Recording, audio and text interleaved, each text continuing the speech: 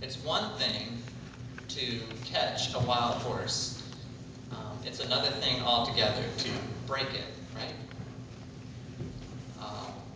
A cowboy can corral a horse behind his fences. A cowboy can get a wild Mustang to become a resident of his ranch. But while the cowboy can corral the horse, he cannot, he's corralled the horse, he has not corralled that horse's strength, he has not corralled that horse's endurance or that horse's speed, right? All he does is have the horse. For him to be able to have those things, for him to own and to possess the horse's strength, for him to possess the horse's speed, for him to possess the horse's endurance, he has to break that horse.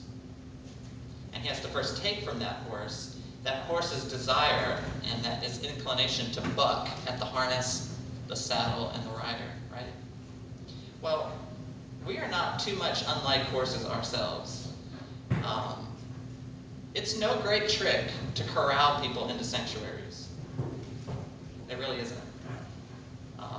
It doesn't take an awful lot to get a lot of people to come into a lot of sanctuaries. You can spend money to do it. You can offer services to do it. You can have a killer band to do it. There's all ways you can do it. But just because you are in a sanctuary, or just because people have gotten you into sanctuaries, does not mean that God or the kingdom possesses your strength and possesses your energy and possesses your material assets and possesses you. It doesn't. In order for you to be any use to the king and for you to be any use to the kingdom, you too have to be broken. We are useless to our king and to our kingdom if we daily spit the bit out of our mouths. And if we wheel and kick our way out of the harness, and if we send both the rider and the saddle to the rail. But that's what we do daily. You know, just about every day I spit that bit out of my mouth and I try to get out of that harness, and I'm bucking that rider to the rail, right? But I have to understand, and you need to understand, that you're no use to the king or the kingdom if that's the way it is. We have to be broken. We have to be usable. I think all of us in here know, either at present or at different times in our life, we've experienced different levels, if you want to use that word, of experience in our Christian walk. Some of us have a deeper faith, or some of us know a different faith than some others. But we all, regardless of whatever level of faith we've achieved, and whatever level of victory we've achieved, we all also have some form of dysfunction in our faith. I know I do. I know you do. We all have some dysfunction in our walk with God. And I'm here to tell you today that if you want to know the source of that dysfunction, you can always trace it back to a moment in your faith when you followed someone other than Jesus Christ. Jesus Christ is a living, breathing, wide-awake king. He is not trapped in a stained glass window. He's not a talisman. He's not a mascot for the church. He's not a stained glass figurehead. He is a living, breathing, wide-awake king. And he desires to be in control and leadership of not only this church, but of course of your life as well. And any dysfunction that you have in your faith is the direct result of you following somebody other than Christ, whether it be yourself, or your grandmother, or your streetwise Uncle Edmund, or whoever it is in your life that you decided, or some book you decided, well, I'm going to model my faith after this person, or I'm going to follow in my faith after this person. When you could have, of course, as your leader, the person of Jesus Christ. And so I think for me, I want to eliminate dysfunction from my life. I want to be perfectly functional.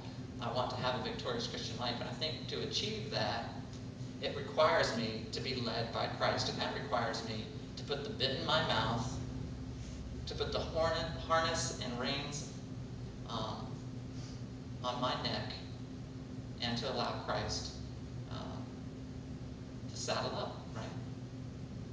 To me, I think Jesus has a lot of words that are very sobering. I think one of the most sobering words Jesus ever uttered is in this passage. And it's just one word, and it's 2 letters long. And it's the word you find in verse 40, and it's the word us. Think about that for just a minute. when Jesus says, "For he who is not against us is for us," isn't that sobering to think that Jesus is associating himself with us? When he spoke that, he was speaking to his disciples, and that was a motley group of people. And this is a motley group of people here. And for Jesus to promise to be with us, this group of people, that's sobering to me. And so I guess what I want to look at for just a moment here today is what it means to have an us faith, to have an us walk, an us Christianity, what it means to be partnering with Jesus Christ, and what the ramifications are for your life. And there are some things that I think are going to be, that will end up costing you as we look at this, but which I think are helpful to achieving that kind of a life where we're of some use to our King and our kingdom.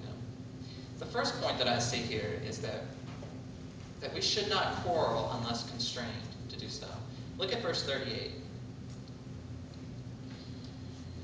Here, John, who was the disciple that Jesus loved, said to Jesus, "Teacher, we saw someone casting out demons in your name, and we tried to stop him. We tried to hinder him because he was not following us."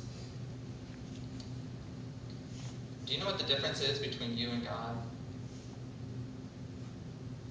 God never thinks he's you.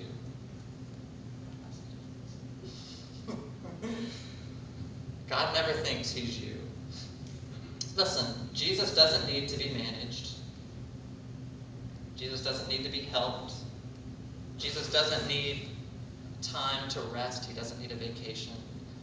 He's not in need of fresh ideas and a new perspective on things. And Jesus is not, you'll never find Jesus trolling the aisles of the Christian bookstore looking for a helpful read.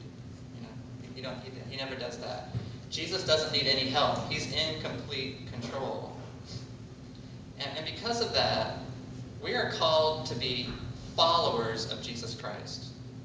Right? And I think we had best simply begin to do just that.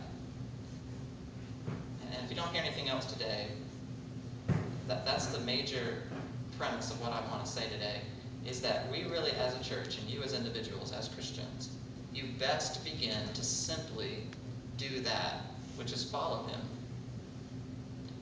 And stop trying to do his job for him. Stop trying to be Jesus. Stop trying to manage Jesus. Stop trying to control things.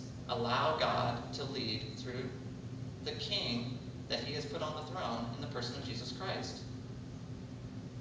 Is he not a leader today?